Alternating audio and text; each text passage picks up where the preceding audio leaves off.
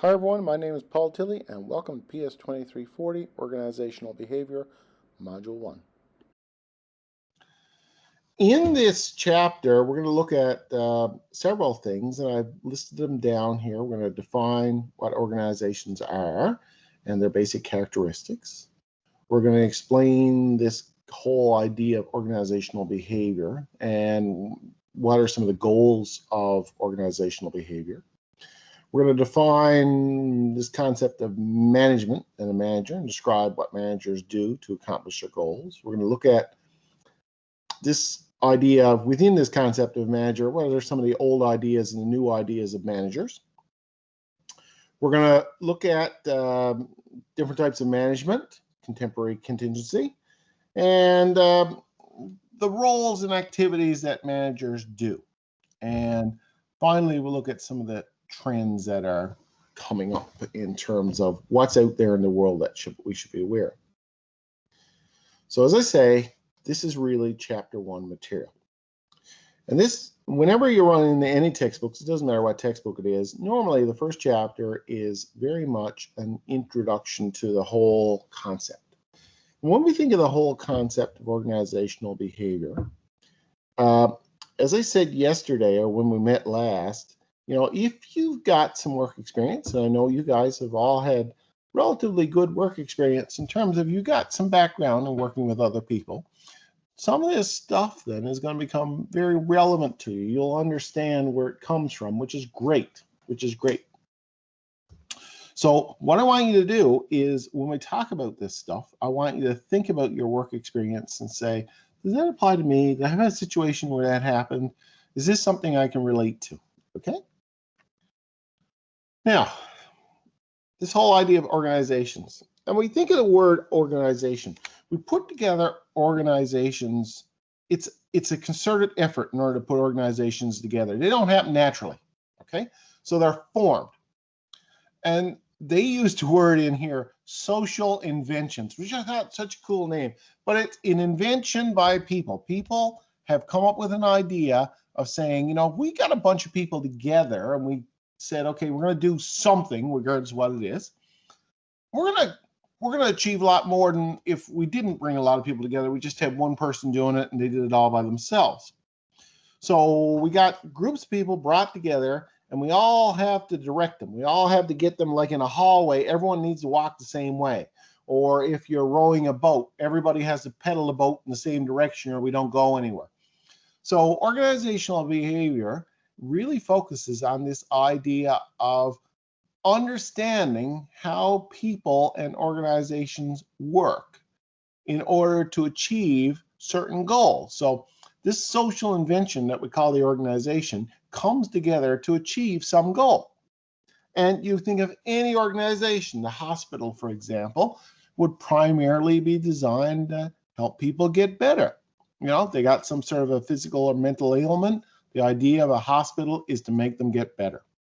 The idea of the college is to educate students so that they're job ready. The idea of the university is to broaden people's minds, not so much job focus, but more in terms of broader education focus, a little bit different than the college. The idea of the town, if we think of the town of Clarendon, it is an example of great social invention, because the 6,000 people who live in this area together say, what we're going to do is work and create common things. So for example, roads. I'm not going to build a road, you're not going to build a road, but if we got together, we could all build roads and we could drive around so much easier, or put in sidewalks, or build fire hydrants, or have a fire station, or a town hall, or plow the roads, or collect the garbage. So these are all what we call common goals that come out of an organization. And every organization tends to have a key set of goals. This is what we do, a reason to exist. Okay? Now, we got to coordinate people in order to achieve that common goal, or as I say, people go off madly in all directions and nothing happens. So the trick is, how do we get people organized in order to be able to achieve these common goals? So this group effort of a whole bunch of people needs to be focused. And organizational behavior looks at how do we get them? How do we get people to focus on that common goal efficiently and effectively to do the jobs that need to be done?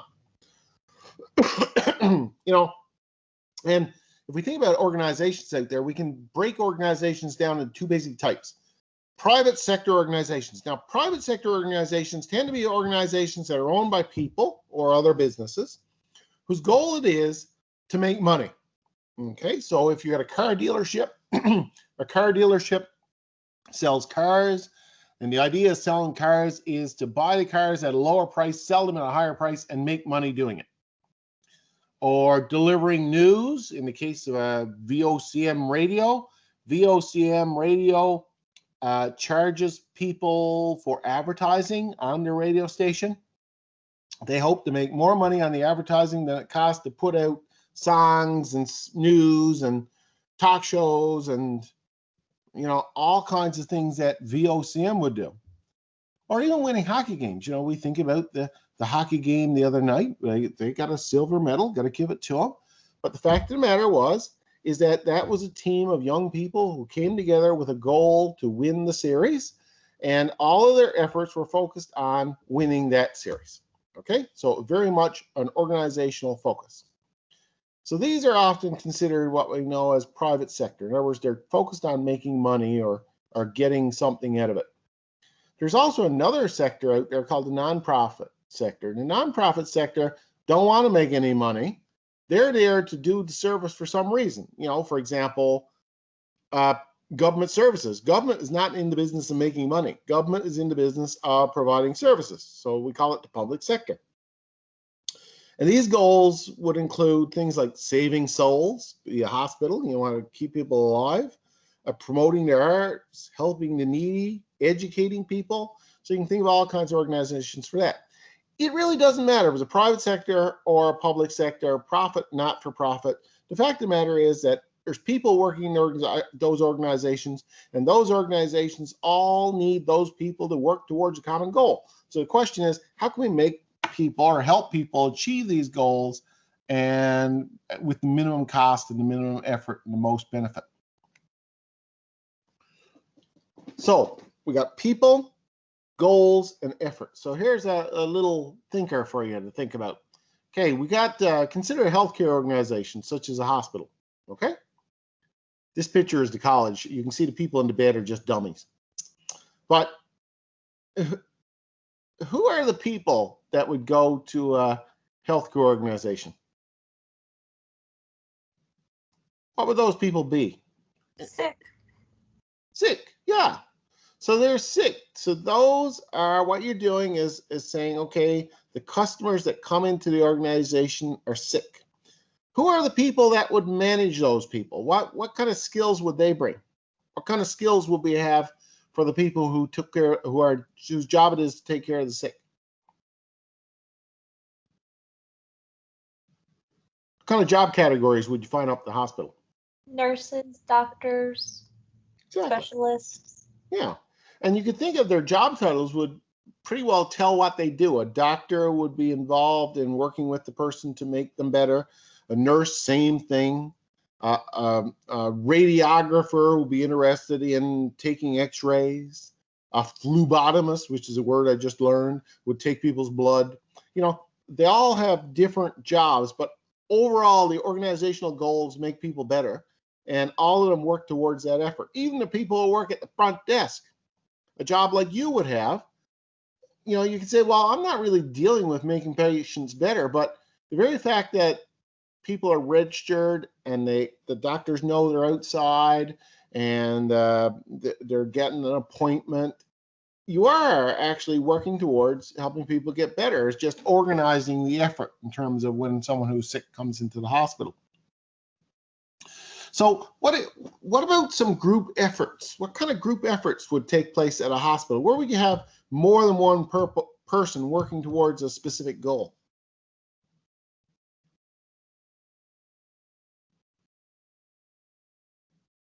Think about the emergency room. Someone comes in who just had a heart attack. How many people will be involved in addressing that person who is sick? It'd be a bunch, like the paramedics, the triage nurses, doctors. Exactly. So that's a group of people. Now, that group of people, if you're the one having the heart attack, you want those people to work together well, don't you? So the paramedics or the ambulance drivers need to get you to the hospital quickly. The triage people need to make sure that you're seen by a doctor as soon as possible. The doctor has to have the skills necessary in order to figure out what your problem is and resolve it. And as you move through the system, the other people there are going to have to work to make sure that you get better. So again, that idea of organizational behavior then is focused on these three major points. We got a bunch of people, we got a bunch of goals, and we got a bunch of group efforts. In other words, people having to work together in order to achieve those particular goals. So having seen all that, then we can say, well, what exactly is this study of organizational behavior? Well, if we look at organization, the behavior within organizations, that refers to the attitudes and behaviors of individuals and groups and organizations. If we look at the study of organizational behavior, then what we're trying to do is look at how people's attitudes and behaviors in that organization affect the outcomes of the organization. Do the doctors and nurses work well together? Are people getting better? These sorts of things. And if we're managers or if we're working in an organization where we are looking after the people who work in that organization, that's going to be very important. You're going to need an understanding of what makes people tick, what makes them work together better, how can we get better outcomes, how do we get more quality healthcare in the case of healthcare, or higher education in the case of education, or any other field. Now, how many of you have done Lord of the Flies in school? I did. Yeah, me too. Okay, good. I'm glad you did. I hope you did. So, Lord of the Flies, it was a 1954 novel. There was a lot of novels written in that period, 1945 to 1955, because it was immediately after World War II. And we saw a lot of awful things happen in World War II. We saw people kill one another. We saw whole races wiped off the face of the earth. We saw a lot of very horrible, horrible things. And it got a lot of people thinking about how people behave and what makes people behave the way they do, and why do people do such atrocious things. And over the course of this term, I'll show you some of the research that's been done, some of the interesting studies that's been done in terms of that. And normally, all of those studies that we're referencing really came out of that time period, immediately after World War II, because people were just so shocked and horrified by some of the things that happened that they never thought they could see happen. So Lord of the Flies, if you're not familiar with it, this is just a short video that kind of gives a quick overview. Lord of the Flies is about savagery. A group of schoolboys ends up on a desert island without adults after their plane crashes.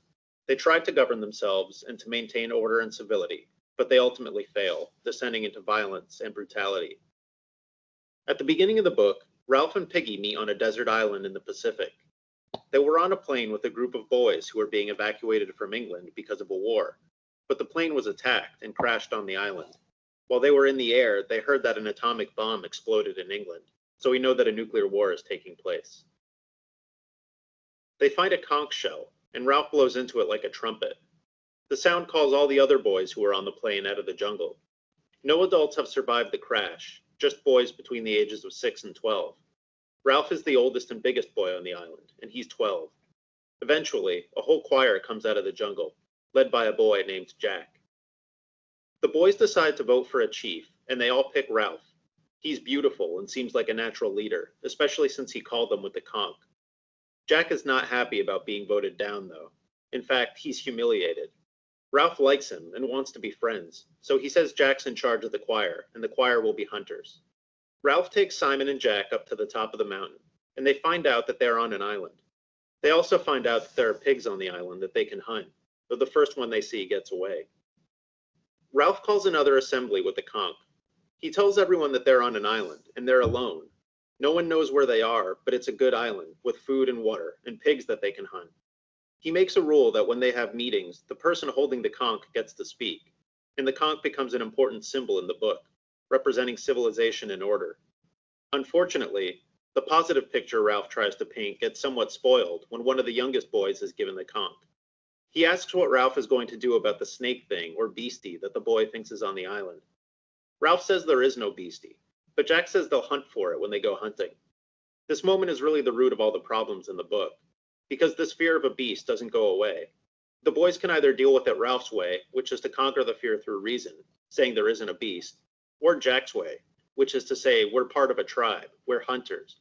Together we're strong enough to hunt and kill the beast. Ralph says that they need to light a small fire on the mountain to make smoke, so if a ship passes, they'll be rescued. Before he can organize anything, the boys rush off to the top of the mountain and make a huge bonfire. They use Piggy's spectacles to light it. The fire gets out of control and burns a big patch of jungle, including what they would have used as firewood. Piggy accuses the boys of acting like kids, rebuking them for being out of control. He points out that the boy with the mulberry birthmark was playing down where the jungle fire started, and now he's disappeared. No one ever sees him again.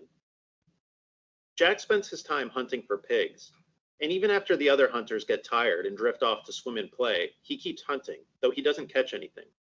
Ralph organizes the other boys into building shelters, but everyone except Simon drifts off to play and swim too, leaving Ralph to struggle with the last shelter. Jack and Ralph get into an argument because both of them are trying to do something important. Both are frustrated and not getting enough help, and neither can make the other understand. They agree that the shelters are important, because the younger kids are all afraid of the beast, and the shelters are like a home that will make them less scared. A boy named Roger follows a little one named Henry off down the beach and starts throwing rocks at him. He's making sure not to hit Henry, but it's clear that the idea of hurting or even killing Henry is exciting to Roger. So now we see another problem on the island.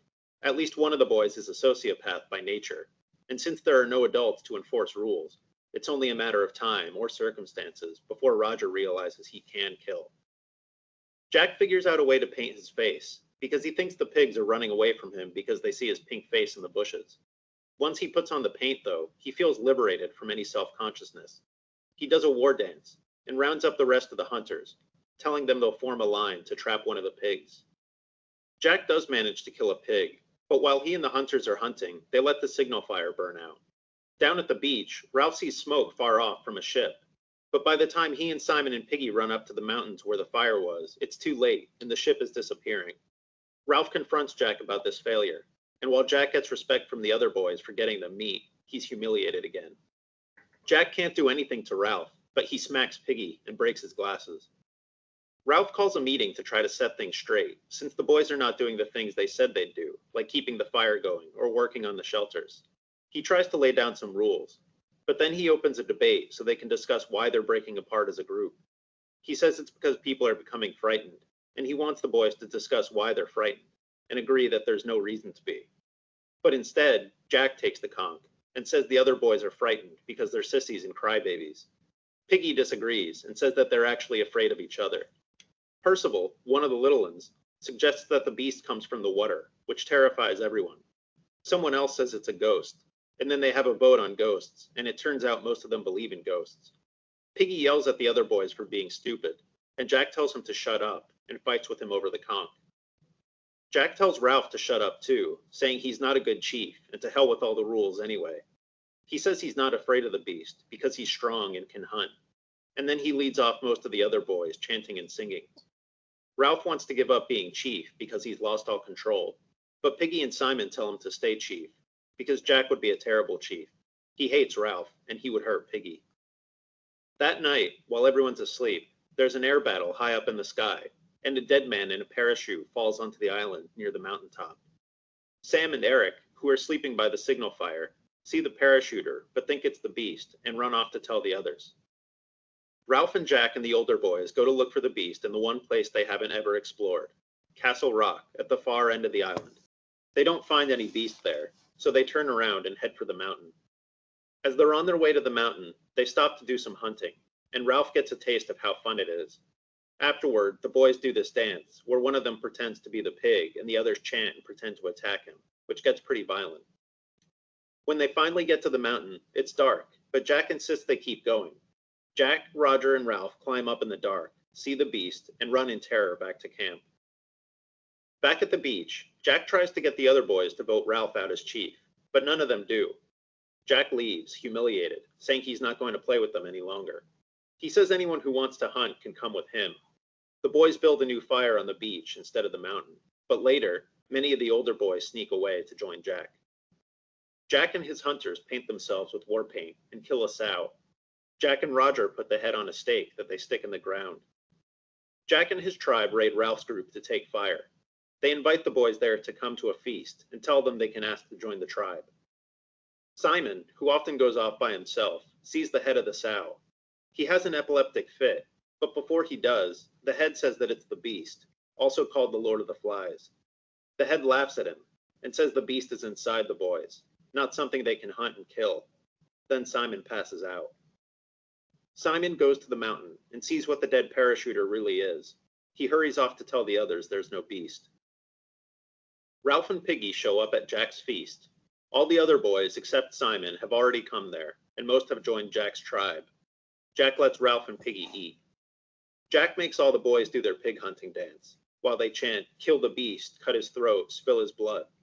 In the middle of this, Simon comes out of the forest to tell them about the man in the parachute, and the boys all kill him, even Ralph. The next day, Ralph and Piggy and Sam and Eric all try to pretend that they weren't part of what happened to Simon. That night, Jack and his hunters raid Ralph and Piggy and Sam and Eric to steal Piggy's glasses so they can make fire. Ralph and Piggy and Sam and Eric have one last meeting with the conch, sitting by the burned out signal fire. Piggy holds the conch and says he wants to go and demand his glasses back, since that is what's right. They go to the Castle Rock, and the boys there won't let them come in. Jack comes back from the jungle after hunting and has Sam and Eric seized and tied up. Jack and Ralph fight, but Piggy comes up holding the conch and asks the boys whether it's better to believe in rules and agreement and getting rescued, or in hunting and breaking things up. While he's talking, Roger dislodges a huge stone that shatters the conch and kills Piggy. Jack throws his spear at Ralph, who runs away. Jack and Roger prepare to torture Sam and Eric. While Jack and the tribe are having a feast, Ralph talks to Sam and Eric, who are now on lookout. They tell Ralph that he's going to be hunted the next day, and that Roger has sharpened a stake at both ends. During the hunt, Ralph hides in the bushes, but Sam and Eric tell Jack where he's hiding. Jack lights the bushes on fire, and the tribe forms a line to sweep across the island and find Ralph. Ultimately, Jack sets the whole island on fire, and Ralph runs out to the beach, where a British naval officer has just arrived, investigating all the smoke.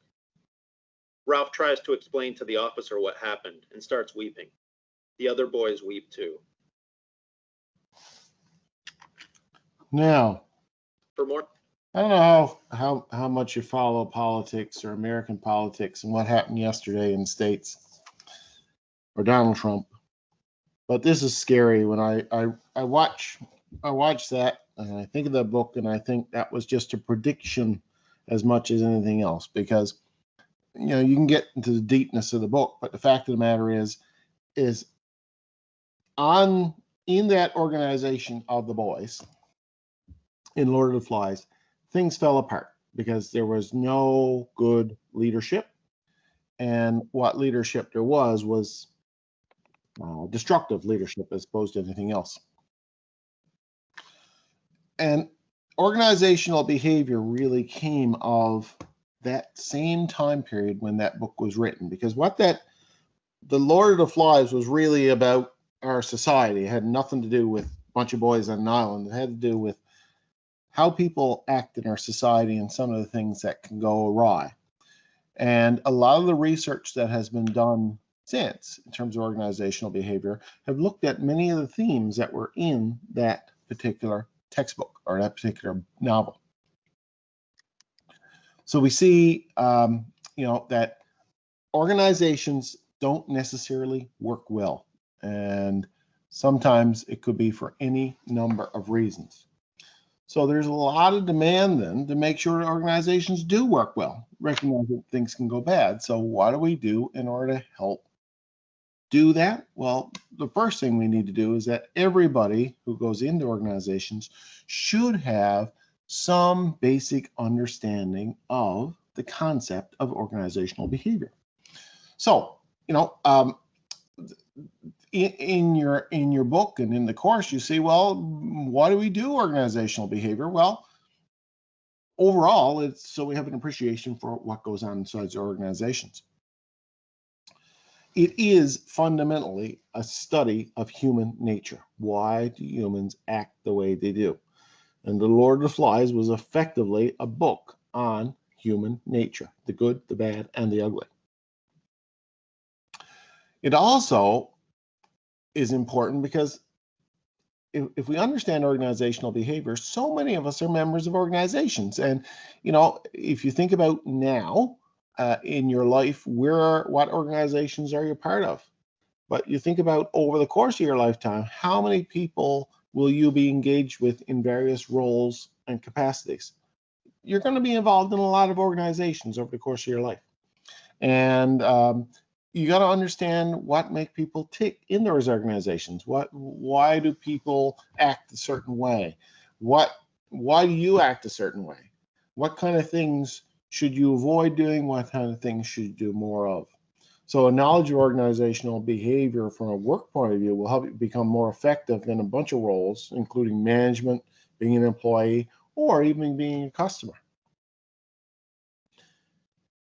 I guess fundamentally, those first two are critical, but they lead into the why there's a drive in businesses and in business, the study of business, to understand how people behave and why people behave the way they do.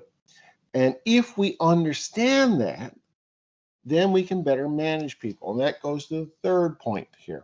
Organizational behavior makes a difference in how people manage. So aside from explaining why certain attitudes and behaviors in organizations impact the goal attainment of organizations, it also points to the implications for an organizational competitiveness and their success. We saw, for example, in Lord of the Flies, that the organization fell apart. It wasn't successful. So many of the best companies work for in Canada use management practices that have as their basis organizational behavior or the concepts of organizational behavior. So the main factors that differentiate organizations is really the people who work for them and how well those people are treated. So understanding people and understanding how to treat people right in organizations help an organization become more successful. So those are the key reasons of why we study this. Now, because most of us have been involved in organizations in one capacity or another, we have a fairly good knowledge about most of the topics that we're going to be talking about. Or we have a familiarity, I'll call it, with each of the topics. So there's not really stuff that you've never seen before here, okay? But the problem is, and we know this, and again, the Lord of the Flies example, we know that even though we need to know things, like the boys, for example, recognize the need for rules, right? The conch and the need for some sort of a civility in the society was recognized as being important. They were only 6 to 12 years old, and they recognized that already. The problem with most people is they don't understand how that impacts other people. So you might recognize the need for it, but the how to and what to is missing. So the ease of which people can generate what we call contradictory responses. In other words, my interpretation is something and your interpretation is something, and that can lead to problems. Okay? What I feel is fair may not be fair to you. And we have to appreciate that causes differences in how people react. Because common sense and opinions about organizational behavior affect management practice, practice should be based on informed opinion and systematic study. In other words, guessing or thinking that something is good isn't necessarily the best way to run. We need to have some sound basis on which to draw conclusions. And organizational behavior seeks to identify those bases. What is sound? A rational, based in fact, a rational behavior type of thing. So if we look at the organizational behavior then, and the fact that it has some sort of a structure to it, it really wants to do three basic things. It wants to be able to use the skills that we learn by watching people, observing people, and by studying people to predict people's behavior. And that's very important in business. Predicting the behavior of others is really essential. We need to know, and this systematic study that organizational behavior will allow us to do will give us some predictive ability. So for example, what does that mean? Okay, you say, well, you think about it from a practical point of view. You go to a job interview or a job at Quiznos or at the town or at the college or anywhere. I promise you don't want a job at Quiznos. Well, you know, I've been there and done that. I was 20 odd once. But the fact of the matter is that on what basis do they hire you? You know, do they say, okay, come on in, doesn't matter, we don't know. They ask you a bunch of questions. They ask you a bunch of, I'll call them standardized questions that have been proven to be able to determine whether or not a person is suitable for that job. Does it work all the time? No, it doesn't. But it certainly is a good predictor. And the basis of which they get those questions, or they be able to develop those questions, is in organizational behavior. This study of human behavior has allowed us to determine who the best people are for jobs, the best fit. What are the skills and the attitudes and attributes they bring to a job? So predicting behavior is something, organizational behavior. That's one of the goals of organizational behavior, is to say, you know, we can help figure out how someone is going to be behaving in a job, whether they'll be a good employee or not, whether they'll be effective in their job. Secondly, it will be a good explainer, at the very least, for why people behave the way they do. So OB helps to determine why people are more or less motivated, satisfied, or prone to resign. Why is it that someone left the job? Why is it that someone became so upset at work? Why is it that someone goes to work every morning with a smile on their face? Why is it that someone is a real advocate for that organization or a real poo-pooer on that organization? And organizational behavior helps do that. Let's say, for example, you worked in a shift at work, and you worked 8 hours, but you only got paid 3. Okay, very simple. How do you feel? Undervalued and underappreciated. Yeah, you're not feeling very good at the end of that, are you? Someone basically ripped you off. Well, if we had no knowledge of organizational behavior, companies would be doing that all the time, because it saves them money. Okay, it saves us money. Look, I get someone to work for 8 hours, only paying for 3. We're all set. That same organization is probably going through people like nothing else. Why are there always a constant turnover of employees in this organization, we might ask? So that could very well be explained by the fact that that company is in the process of asking people to work and not paying them for it. You know, that sort of thing. So organizational behavior will help explain why things are the way they are in organizations. So predicting behavior, explaining behavior, but also managing the behavior. And this is something that is ongoing in organizations. If we, as a manager, if you're a manager and you appreciate the fact that, for example, you can't ask someone to work for 8 hours and pay them 3 and expect them to feel good about it. And what will be the implications? They're going to go work somewhere else or do things something else. They're going to walk away from your work eventually, and they're certainly not going to be good employees. Well, that will help manage behavior, because we can turn that on its head. Let's assume that you need good employees, and you reward good employees with hours and paying them fairly and paying them properly. If they work 8 hours, they get paid for 8 hours. That's an example of managing behavior. We want to reinforce positive behavior, and one way to do it is to ensure that people are treated equitably and right. We've also got a bunch of challenges for organizations and organizational behavior, and these challenges tend to be broken into three basic categories. We tend to divide things into three here. If we think about looking at an organization, if we look at any organization, doesn't matter what it is, we can look at it at three levels. We can look at it at the individual level. This person works for that organization. Let's get inside their heads. We can look at it in the group level. Well, that group of employees work in this office for that organization. We have to get inside of their heads. Or we can look at it at the full level organization. What is it at the top level, looking down on the organization? What is it that makes the organization good, bad, or indifferent? Organizational behavior cuts in on each of those levels. We can look, first of all, we can think about individuals. Okay, we'll look at the right at the person, the butt end of the job. So at the individual level, we encounter employees who are different. They have different characteristics, and we would think that they are not necessarily all satisfied with the job the same amount.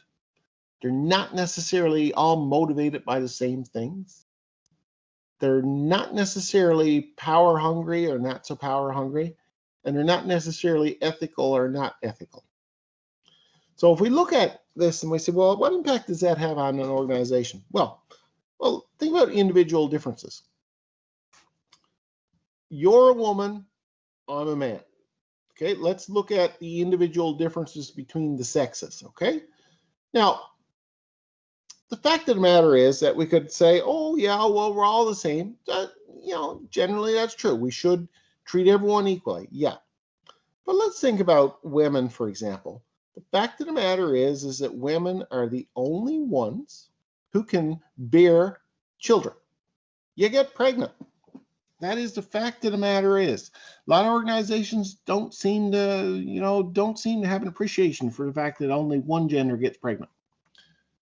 That's a big individual difference. And that obviously comes with a whole set of challenges for women that only women can relate to. Childcare.